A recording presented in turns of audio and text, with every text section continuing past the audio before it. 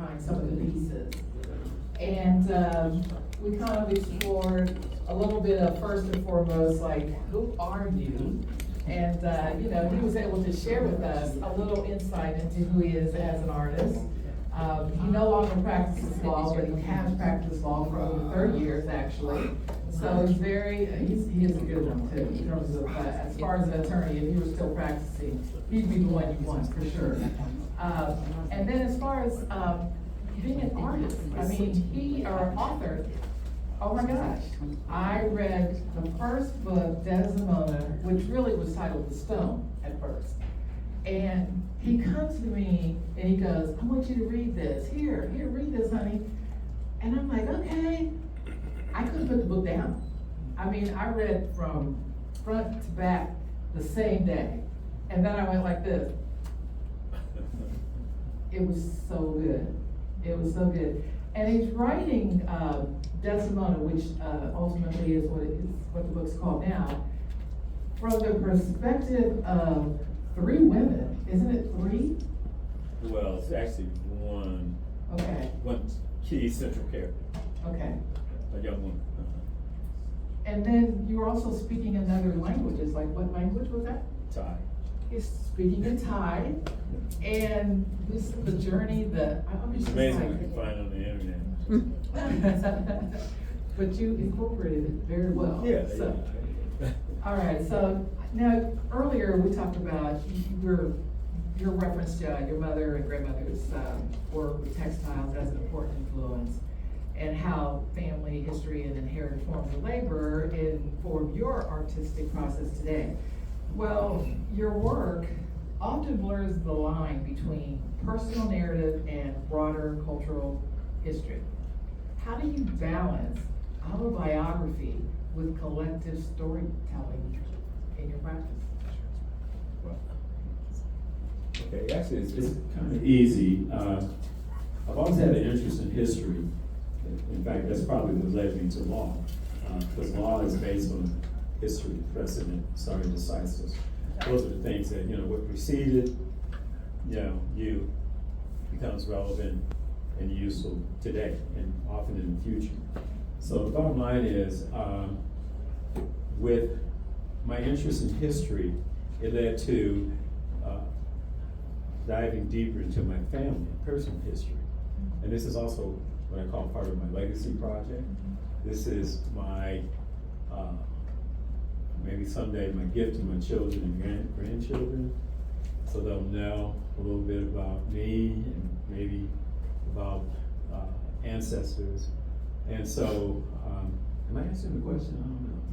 I don't know. I get off track.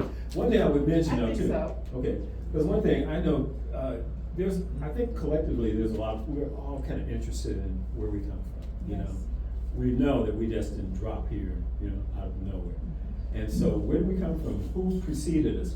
And that got me involved more in terms of diving deeper into my family history. And I have cousins of mine who go, well, I can get information I want on Ancestry.com.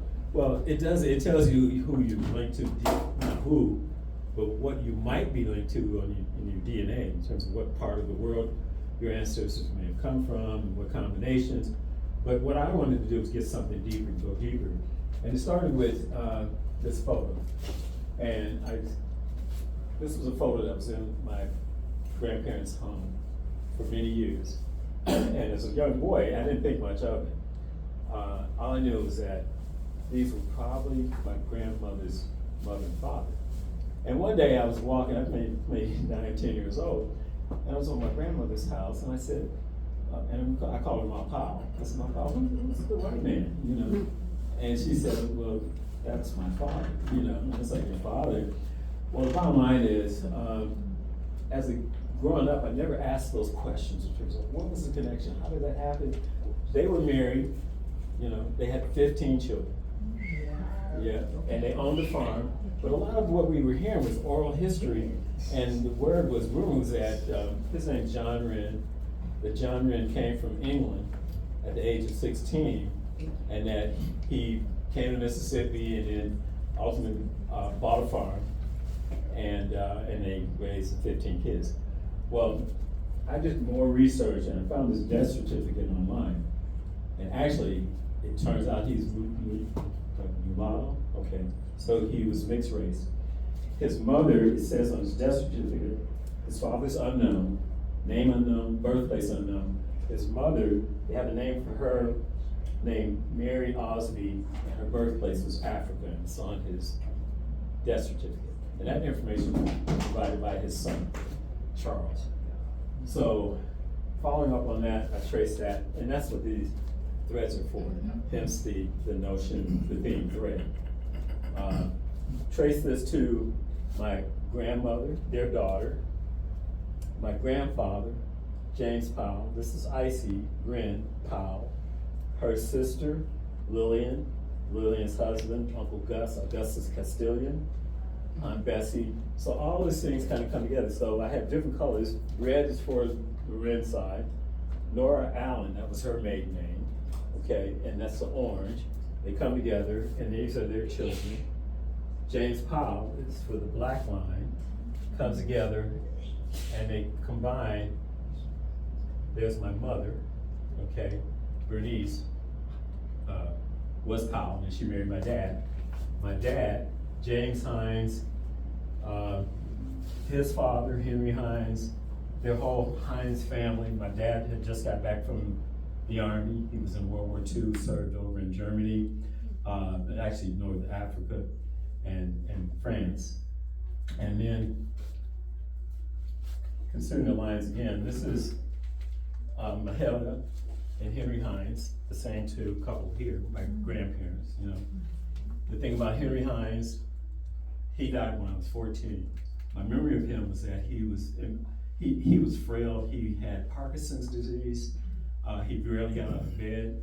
We would come visit, you know, and he would just come out and say hi and go back to bed.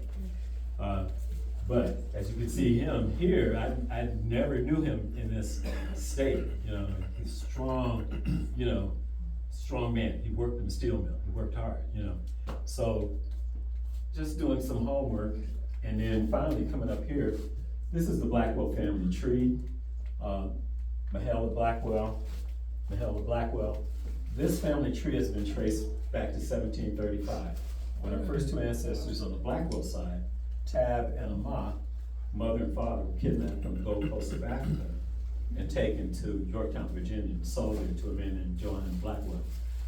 And so the family tree, there are three versions of it. One is was bought by the Smithsonian, the National Archives. Contains over 5,000 people on the family tree now. We have one on permanent display at the Virginia Historical Society and one at the Reginald Lewis Museum in Baltimore. So to tie all this together, I know it's a lot. These references, in other words, this is my imagination and maybe recreation of Todd and Ahmad being kidnapped from Africa and taken to Virginia and sold there, okay? And it's my way, you know, of imagining, you know, obviously some of it, I don't know exactly what happened or how they got there. We know that the name of the ship that they were taken on was called the Dodgerton. And that's recorded, you know, they even have the name of the captain who captained that ship, okay? And again, this goes back to 1735. And then this piece, by extension, was my recreation of my grandparents and their migration, part of the Great Migration from the South to the North. Both of my grandfathers, the ones I show you in the picture, both pictures, they actually moved their families on the same street in Cleveland. That's how my parents met, you know. And they both ended up working in steel plants in Cleveland, Ohio. And this was a picture that came to my attention relatively recently. And it shows them, you know, I think I mentioned, right, you know, okay, my grandmother, my grandfather, my aunt Bessie, Aunt Lily, and Uncle Gus. And they were pretty prosperous. I mean, they had a good life, and that was the thing. That's what was the reason why they left the South.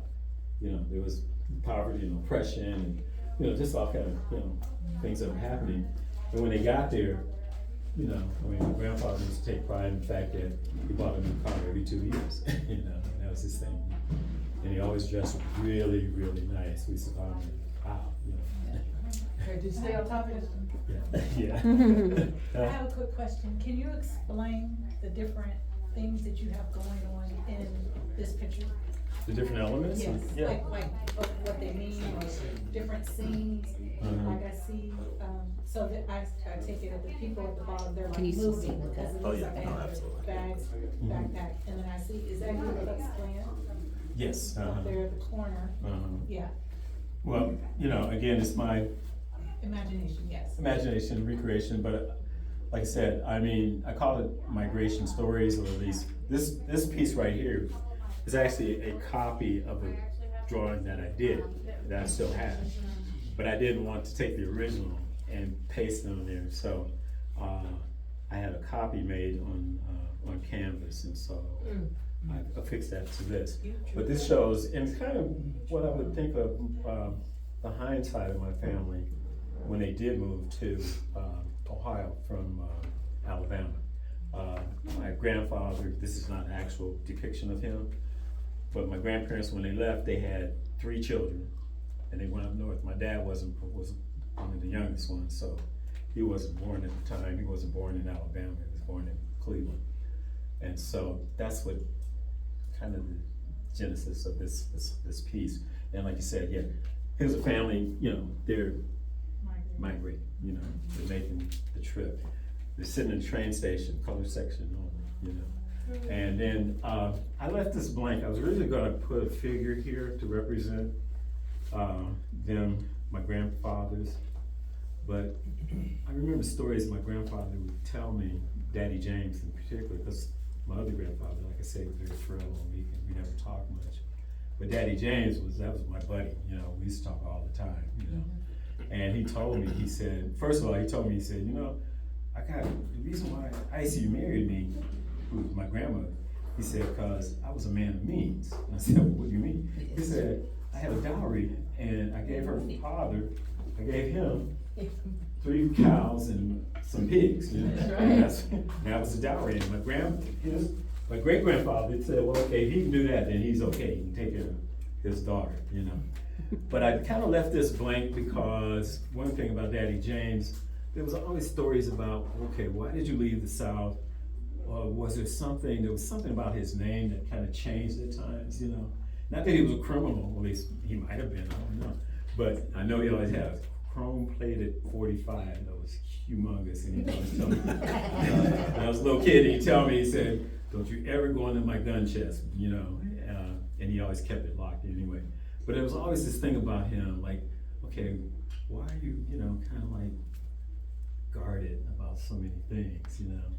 But he worked hard, and like I said, he bought a new car every 2 years, and anyway, he kind of wanted to be invisible. He didn't want to be, and maybe because references to his childhood growing up in Mississippi, and maybe some things happened there. He never explained it to me, and as a young person, I didn't ask those kind of questions, you know. But yeah. So that's the Ku Klux Klan up there, the white and the red? Yeah, that's a representation. There's red and white, different levels. Could be, yeah. And is that blood coming down on the house, over there where the house is? Or is that a tree? Oh, yeah, no, yeah, that's just, what you mean, right No, here? no, where the house is, on the other side. Oh, on the other Oh, the side. steel mill, Oh, no, that's just, Go up, go up. yeah. that's the steel mill. Yeah, That's the mill. Yeah. Right, that's- Oh. Industrial, steam going up from the steel mill. Got it. Right. Yeah, I used to drive by steam, and it looks like that. Wow. It's a big industrial area, and they always have poofs of smoke with these big stacks coming up. So I knew that when I saw that. Yeah, 'cause you can see all coming the up, things. it's coming over the city. Right, right. But yet I still see like beauty's in the eye of the beholder, so it's Yes. hard. I see what you saw, Okay. because Yeah, 'cause it you're looks like referencing here Ku Mhm. Klux Klan, Right. which usually they would go around killing, you know, blacks. You have the smoke in the sky with the blood dripping down Looks like. on the factory where Oh. you have the black people working, but they're kind of enslaved, but they're in a factory getting paid, but it's still a form of slavery. Well, you know, in some ways, one thing about that experience too, and this is from my father, because when they moved, growing up in Cleveland, he grew up on the west side of Cleveland. Now, if you know anything about Cleveland, especially in more modern times, when I was growing up, the west side was one city, the east side was another city. And as a young black male, you rarely would go to the west side of Cleveland because, you know, that's the way it was. And my dad gave me my first car when I was 16. And he told me there are two places you cannot drive. He said, one, you can't go on the west side, and the other side, you can't go to Little Italy, you know. And so I stayed away from it. Bottom line is, conversely, when my parents moved to the west side, it was full of migrants and immigrants. My dad went to school, there were young kids who were Polish Americans whose parents had migrated. They all came to the north or came to the Midwest or Ohio or Detroit for jobs, auto industry, you know, things like that. So he didn't experience that, you know, and he always told me, he said, yeah, I didn't have a problem growing up, you know. He said, the kids down the street, we all played together, we didn't have any problems, we didn't fight. Some if they fought, they had little typical scuffles like kids, you know.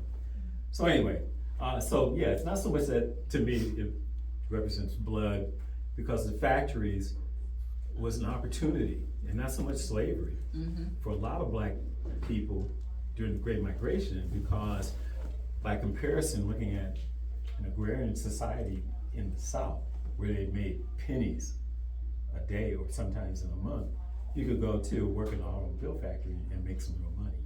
And that's the way they looked at it. And see, that's why we all see something different. But that's the beauty of all this. That's the beauty, because if it's just, you know, pigeonholed where, nope, that's what it is. Yeah. That, I think that's what you were saying, you know, you were very intentional Right. about this particular piece, and the pieces here, you know, so. Okay, so let's continue. As a former civil rights attorney, you bring a unique perspective to contemporary art. In what ways has your legal background shaped your understanding of representation, justice, and historical memory? You have 2 minutes. 2 minutes. She knows the lawyer in me, I tell you, yeah. Well, I mean, my practice as a lawyer, first of all, my practice as a lawyer, one of the things that I realized as a young attorney, my first job, I'm gonna work fast, right? Okay. My first job, I was a legal aid attorney, okay? And I worked for legal aid, and my first job out of law school, I was making $9,000 a year. And I took that job and passed up a very promising position with a law firm and another with the EPA, federal government, because I wanted to work in the trenches. I wanted to do something I thought would make a difference, you know. And as a legal aid attorney, representing, you know, people who are marginalized regardless of color, race, and all that. And so that was my way of like kind of giving back. And so, but the one thing about that I kind of realized after a number of years was that the impact I was making was kind of, you know, was kind of narrow. Okay? I get somebody out of a situation, whether it's housing discrimination or whether someone being wrongfully evicted, I get them out of that. The eviction get tossed out, and then a couple months later, the same clients would be back in being evicted from another building, you know. And so with that, after a while, I thought, well, okay, I can't continue to do this. It's getting frustrating for me.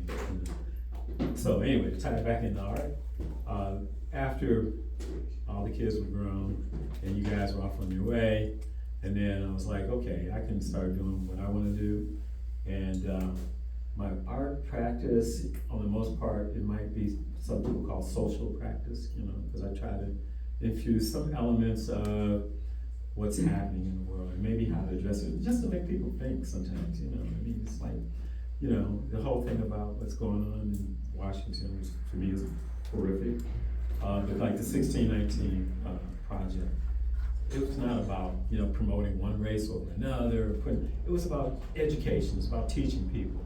And so now people in DC are going, we don't even want we wanna bury that history, we wanna bury that past, you know? And, it's just something that I feel very strongly about, that, we can't bury our past, even if we're embarrassed by it, even if we're not proud of what we've done as a people or as a nation, it follows us everywhere, okay? And so to bury it, to ignore it, is to, you know, act like it never happened. Well, slavery did happen, you know, segregation did happen. So, that's kind of the crux of where I'm going. Sounds good. You know, I think the more informative you are with letting us know where you're coming from, what your intentions were, you know, it helps us understanding a little bit more of your art. Now, textile work carries both tactile and emotional weight. So what role does touch, texture, and materiality play in the viewer's experience of your pieces? Well, I hope it plays significant, well, yeah, I hope that it's significant in terms of role it plays. You know, the thing is, like, when I do oil paintings, and people look at it and they go, wow, you know, they might like it, but you can't touch it, you can't feel it. It's an extension of the artist in some ways, but you're also disconnected. And when I do textile work, I always feel connected because I can touch it. Some people will ask me point blank, you know, I've done other shows and go, can I touch it? I say, go ahead, you know, it doesn't harm it, at least in my mind.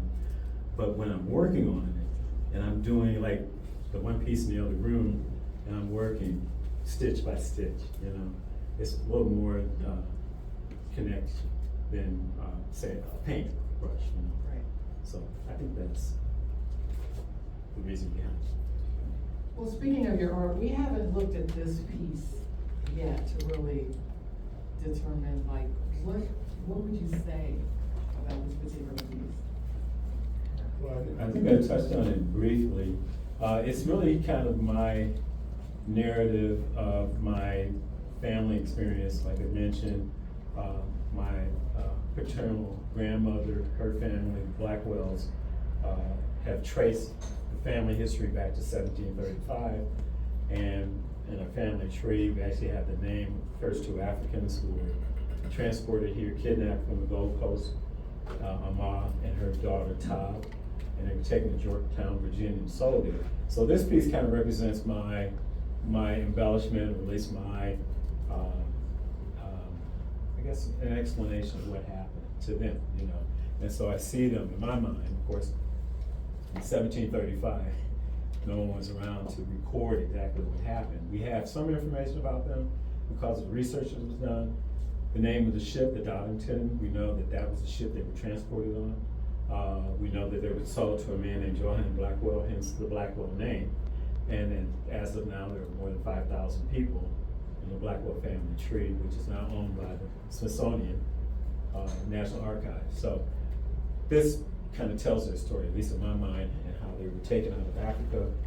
And they went from a spiritual sense in terms of what their own spirituality was in Africa to being, you know, forced to convert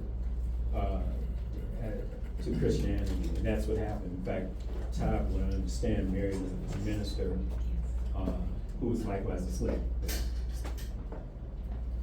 Okay, that, I mean, for me, I don't think you and I have talked about this particular piece before, but I just think the creativity, all the thought you put into it, and you do that with all of your art. You know, sometimes I'll look at it and think, okay, so what do we got, what do we have coming up next? And you know, start to explain, and then I'm like, well, I'm gonna wait until it's complete, then I can determine, you know, like just what direction you're going in. So continuing,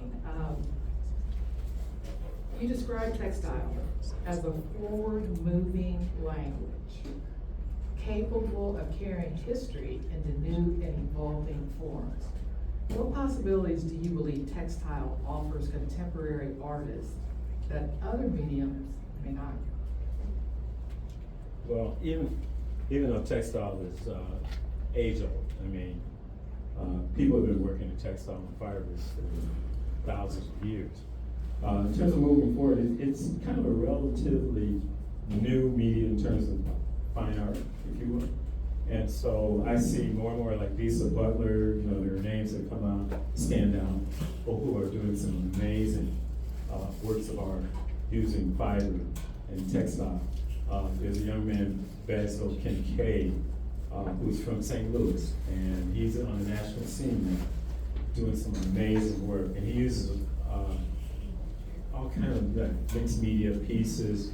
There's another artist I'm trying to think of, Diedrich Brackens, and he makes textile pieces with a giant loom, you know, and it's just so invigorating. His piece is just dynamic, you know, and you look at it, wow.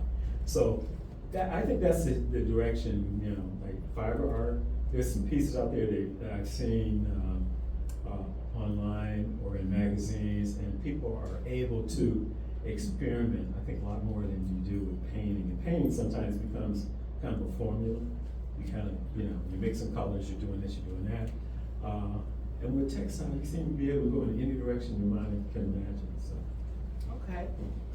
Now, your work appears deeply connected to themes of lineage and ancestral memory. How do you see your practice functioning as a form of archive or preservation?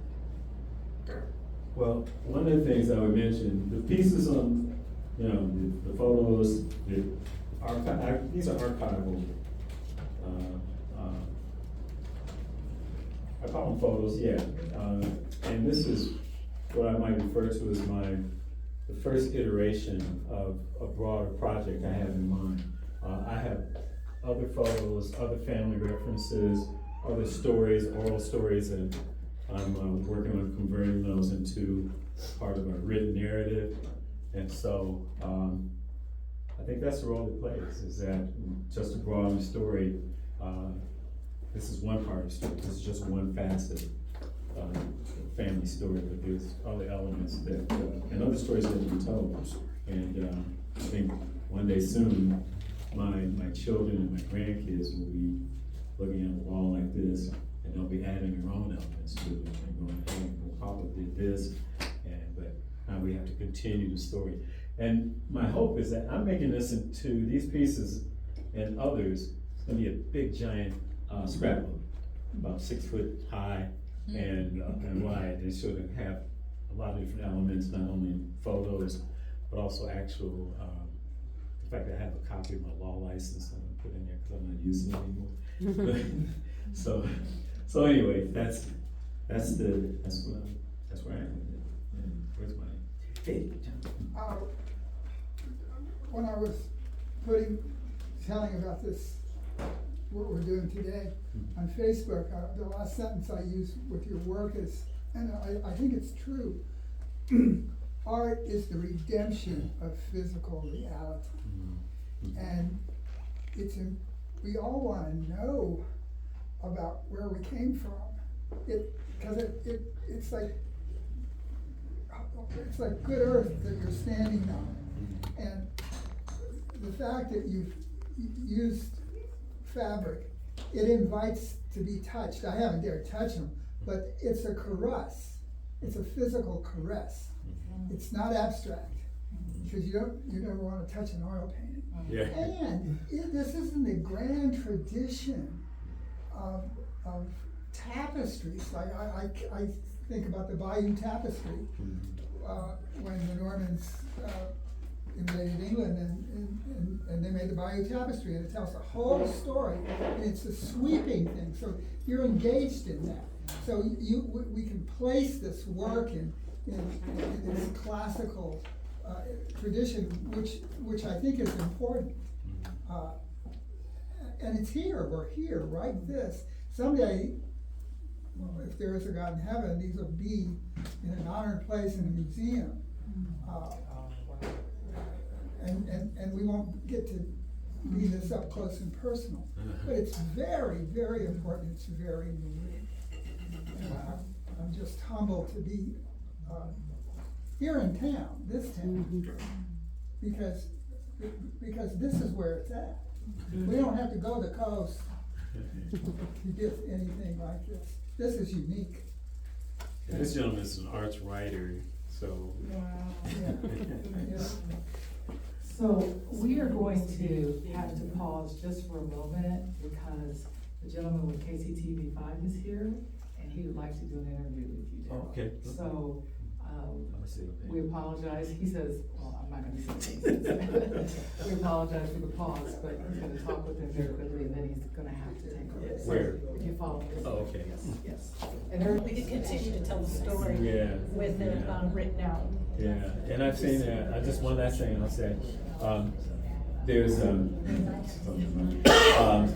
when I talked earlier about the Black Arts Movement out of Chicago, and I was watching a video on there's Art 21, and you can find them online, but they show a lot of archival kind of stuff.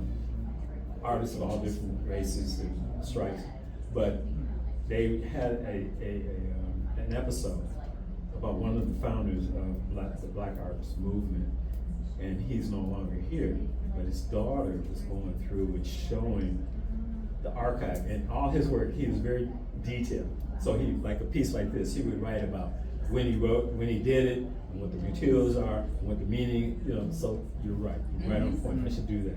Yes, please. I I should wanna do tell it this. right. Yes, we wanna tell it right. Yeah. We wanna tell it right. Tell it right. Tell it right. Okay, so, as Seth was saying, okay, she didn't really know that he was an artist. I knew he was an artist, but he wasn't really doing anything for years and years and years. Until one day, I had someplace to go, and he dropped me off there. And he was like, so I'll be back, I'll come get you and everything. I'm like, okay, cool. He always did, it was never an issue. That particular day, he dropped me off, but he didn't come back. And I was like, oh my gosh, like, where is my husband? Yeah, he did not come back. I mean, he just, and so a girlfriend of mine was there, she was like, good, I get to take you home. We're gonna hang out. And she was like, I got you.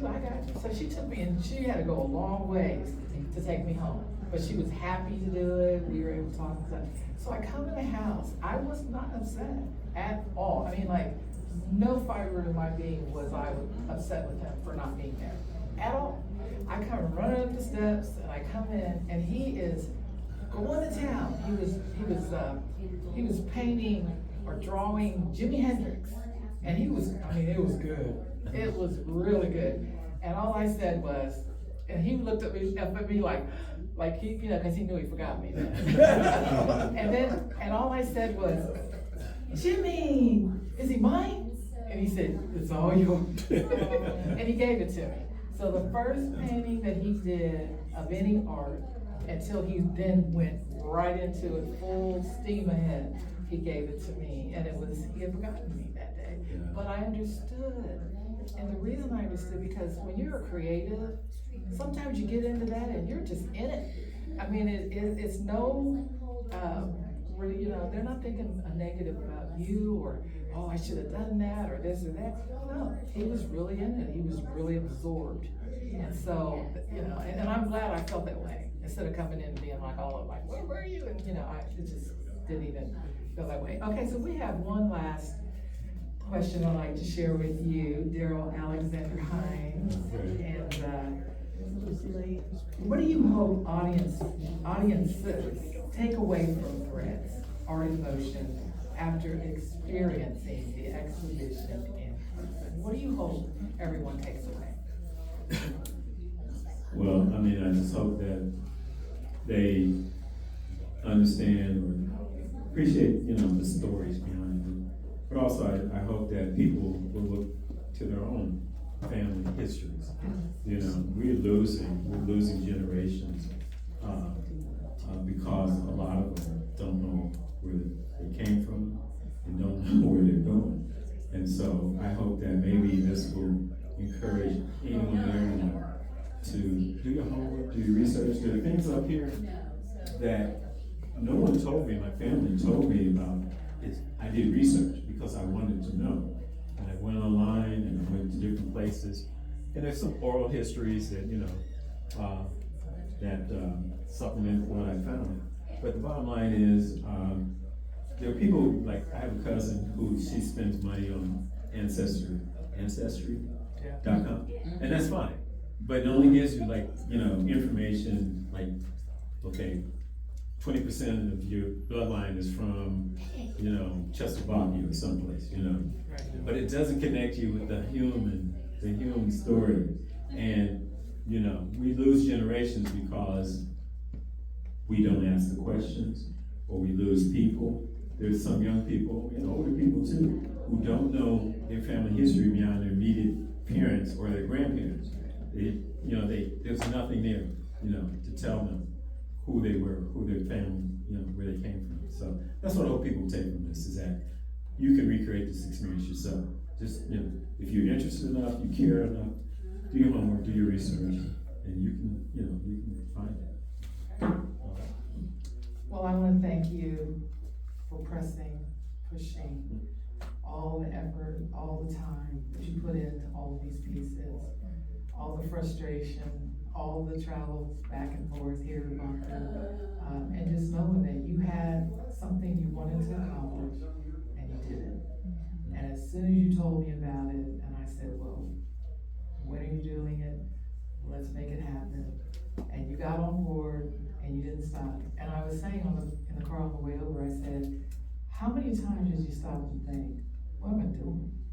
And he said, a half hour ago. Because that is what we do. All of us will do that. At some point, you stop and you think, why am I doing this? Nobody might like it. They might not accept me, and so forth and so on, but you just keep moving forward. So I want to thank you, Darryl Hines. I love you. You too. And your work, I think, you continue to do what you're doing. Enjoy it. Enjoy what you've accomplished here today, truly. And I want to say thank you to TJ, Bunker Center for the Arts, and staff, oh my gosh. Without you, this would not have been possible. Yes, without you, this would not have been possible. They put a lot of effort, a lot of work. TJ supports these artists big time. Hey. And he's an artist. Absolutely. He's an artist as well. Absolutely. Major. So, and I didn't mention my daughter is an artist as well. I mean, she's phenomenal in the work, that she does. And you were gonna say? I'll say, one thing, if you have a chance before you leave, if you can circulate in the back, there's lots of art, amazing. Art everywhere. Art everywhere, on the walls, there's some amazing work.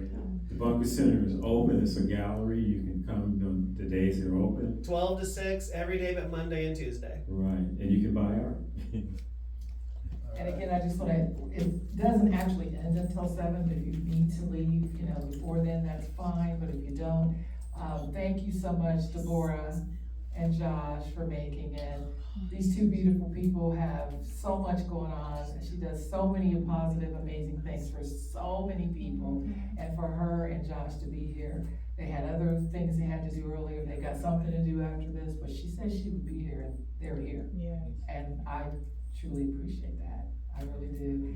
Erica, you two are so special that you made time when I sent it out and you were like, oh, okay, let's check on you. You came. And I know that you're on a roller coaster. You're on, what do you call it? You're in a wheel, that wheel that goes around.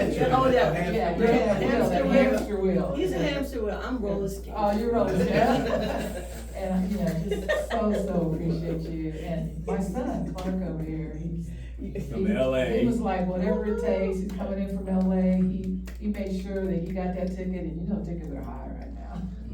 Tickets are high right now, but he was like, it's okay, Mom, y'all are all worth it, so I'm really happy that you're here, son, I love you very, very much.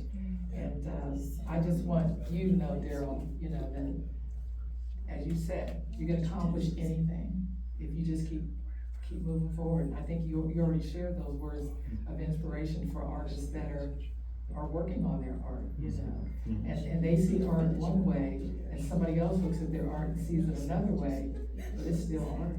Oh, yeah. And you never know, where that art's gonna land. Darryl also, and I didn't mention this, he has a piece of work that's hanging in a film Hollywood Hollywood film producer's home. He did a piece, and it was a piece of Evander Holyfield Mike and Tyson. Mike Tyson, and Evander was biting. No, Mike Mike was was biting. Yeah, His ear, and Darryl did that. He painted that, and this Hollywood producer was at his art studio in Maryland. In Baltimore, yeah. And part of my thesis show, and the producer's name is Michael Sherman. Yeah. And Michael has produced, he actually has a film right now being part of the Venice, what is it? Film festival. Yeah, he's doing that. He's got a film there. He did a remake of Native Son, which was the book by is it Ralph Ellis? Ralph Ellis? Huh? No, Native Son was done by Langston, not Langston Langston Hughes. Hughes. Yeah, natives. Well, anyway, he did. They made it into a film. He and an artist named Rashid Johnson, who's a very, very popular living artist. And But he had a show at the Kemper 2 years ago. oh, Rashid Johnson? Rashid did, yeah. Yeah, he's everywhere. I love his work. But the bottom line is, yeah. So Michael Sherman came through my thesis show. He sits on the board of trustees for the Baltimore Museum of Art and the what is that? The museum in LA, because he lives in Los Angeles. But anyway, bottom line is, my show, my thesis show, when they came through, I wasn't there, and my director called me and he said, "Hey, Darryl, there's a gentleman who wants to buy that Mike Tyson painting." And I just laughed, because every time I showed that piece, I put it in my thesis, kind of by accident. Well, not by accident, but just kind of as a joke. I was like, okay, I need to fill up the wall somewhere. So I threw that piece in there, and when I was going through critiques, every time someone would come to my studio to see my work, and I'd show them all the stuff I thought was so cool and real great, they go, well, okay, that's nice, but what about that Mike Tyson painting, And so, bottom line is, I didn't even have a price for it. And so when Luca Bavoli, that was our director, called me and said, "Hey, this gentleman wants to buy that painting." And I just laughed. I said, "Are you serious?" He said, "Yeah, I'm serious." And he said, "And this is someone you probably really want to get to know." Wow. And Mike Sherman, he's been featured in Art News magazine as a collector. He's an avid collector. He has a warehouse in LA. He lives in Hollywood Hills. He's done very well. He's, like I said, sits on the board of trustees of Baltimore Museum of Art. Also the what is it, Gavlac Gallery in Miami, and they have one in LA. So he's very involved in the arts movement. And so he bought it, and Michael and I keep in contact. He tells me he loves my story and he wants to support me, and I'm gonna go out to LA one day soon. And Way cool guy. way cool guy.